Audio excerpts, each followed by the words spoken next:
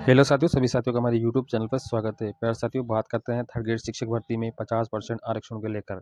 यहाँ पर सरकार ने बजट में घोषणा की है कि 50% जो आरक्षण है वो शिक्षक भर्ती में दिया जाएगा। अब शिक्षक भर्ती के अंदर 50% जो आरक्षण है वो यहाँ पे ऐलान हो चुका है, लेकिन यहाँ पे शिक्षक भर्ती में विरोध ये था कि किस लेवल में यहाँ पे 50% आरक्षण दिया जाएगा।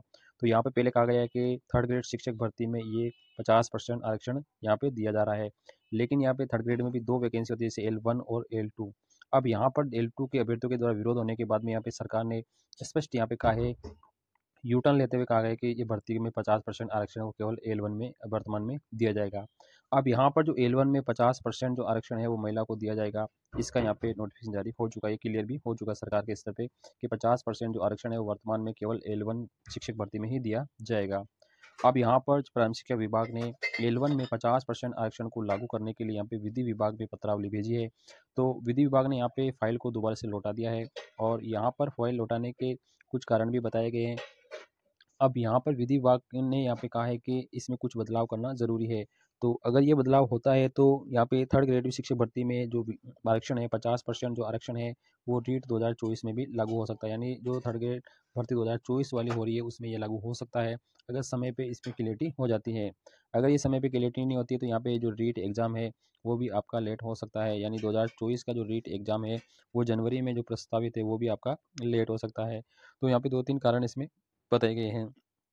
तो आज के एक भास्कर अखबार में ये लिखा है कि थर्ड ग्रेड शिक्षक भर्ती L1 में 50% जो महिला आरक्षण है वो अटका है। अब ये क्यों अटका है इसको लेकर भी हम बात करेंगे, और विधि विभाग ने 3 बड़ी आपत्तियां क्या लगाई है उसको लेकर भी बात करेंगे, और ये कब तक ये क्लियर हो जाएगा और क्या प्रस्तावित रीट है वो जनवरी में कन्फर्म होगी। अब यहाँ पर रीट भर्ती में और क्या कारण हो सकते हैं देरी के। अब यहाँ पर जो पोस्ट है वो कितनी आ सकती है, लगभग 31,000 पोस्ट पे ये भर्ती आ सकती है, पोस्टों में बढ़ा सकता है। आरक्षण में क्यों फंसा पेज, इन सभी को लेकर बात करेंगे। चलते हैं आगे इसके ऑफिशियल पेज पे। विधि विभाग ने पत्रावली शिक्षा विभाग को दोबारा से लौटा दी गई। अब लौटाने का क्या कारण है, थर्ड ग्रेड शिक्षक भर्ती में L1 में 50% जो आरक्षण है वो अटक चुका है।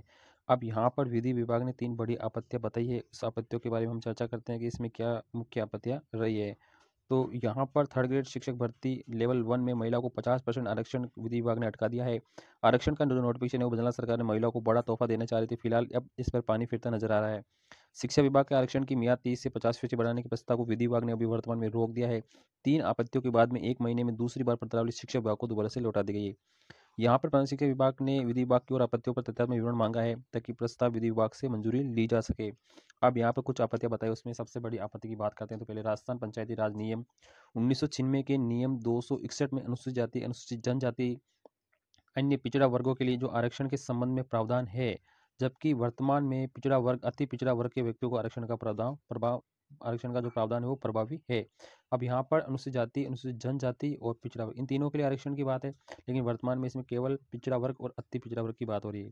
साथ ही दिव्यांगजनों के लिए सीधी भर्ती के साथ पदोन्नति में आरक्षण का प्रावधान वर्तमान में अन्य सेवा नियमों में है, जबकि प्रशासनिक विभाग की ओर से प्रस्तावित संशोधन में दिव्यांगजनों के लिए सीधी भर्ती में ही आरक्षण का प्रावधान किया जा रहा है। ये बड़ी बात है।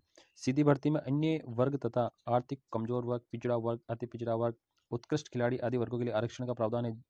जिस प्रकार अन्य सेवा नियम है उन्हीं के अनुसार इन नियमों के अधीन ही सीधी भर्ती क्यों नहीं की जा रही है। तो ये 3 बड़े कारण हैं विधि विभाग को लौटाने का। अगर ये तीनों कारण क्लियर हो जाते हैं तो यहाँ पर जो 50% L1 में जो आरक्षण की बात है वो क्लियर हो जाएगी। महिलाओं को यहाँ पे 50% आरक्षण है वो केवल L1 में ही मिलेगा, वर्तमान में इसी पे चर्चा हो रही है। आप कन्फ्यूजन है कि L2 में भी रहेगा। तो शिक्षा विभाग टीचर भर्ती जल्द करने की तैयारी में लगा हुआ है। शिक्षक भर्ती लेवल 1 में सरकार ने जल्द महिला आरक्षण को 50% करना चाहती है ताकि घोषणा को तत्काल अमल में लाया जा सके। यही कारण है कि प्राथमिक शिक्षा विभाग आयोजना विभाग के प्राथमिक शिक्षा निदेशक को लिखा है विधि विभाग की आपत्तियों पर तथ्यात्मक विवरण जल्द ही उपलब्ध करवाए। लेवल 1 में वर्तमान में 8,596 पद खाली है, रीट में ये प्रस्तावित एग्जाम है।